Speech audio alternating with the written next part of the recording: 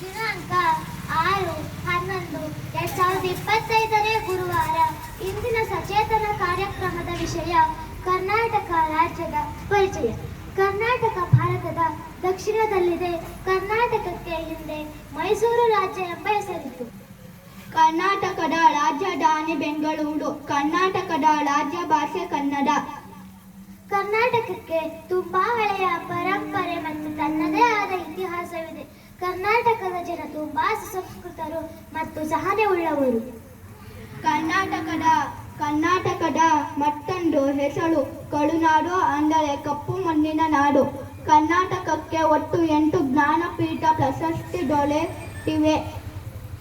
ಕರ್ನಾಟಕದ ಮುಖ್ಯ ನದಿಗಳು ಕೃಷ್ಣ, ಕಾವೇರಿ, ಶರಾವತಿ, ತುಂಗಭದ್ರಾ, ಕಪಿಲ ಮುಂತಾದವು. ಕರ್ನಾಟಕದ ಮುಖ್ಯ ಬೆಳೆಗಳು ರಾಗಿ, ಅಕ್ಕಿ, ಸಜ್ಜೆ, ಕಬ್ಬು ಮುಂತಾದವುಗಳು. ಕರ್ನಾಟಕದ ನಾಡಗೀತೆ ಜಯ ಭಾರತ ಜನನೀಯ ತನುಜಾತೆ. 1953ರಲ್ಲಿ ಮೈಸೂರು ಅರಸರ ಒಡೆತನದಲ್ಲಿದ್ದ 9 ಜಿಲ್ಲೆಗಳನ್ನು ಒಳಗೊಂಡ ಮೈಸೂರು ರಾಜ್ಯ ಉದಯವಾಯಿತು. ನವೆಂಬರ್ 1956ರಲ್ಲಿ ಭಾಷಾವಾರು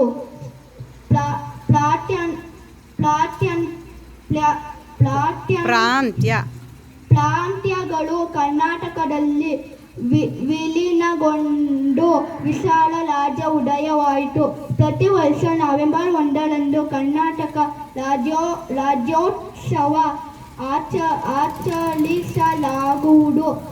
1973 ನವೆಂಬರ್ 1ರಂದು ಕರ್ನಾಟಕ ಎಂದು ನಾಮಕರಣ ಮಾಡಲಾಯಿತು. ಕರ್ನಾಟಕ ಎಂಬ ನೀಡಿದವರು ಆಲೂರು ವೆಂಕಟರಾಯರು ಆಗಿದ್ದಾರೆ. ಧನ್ಯವಾದಗಳು.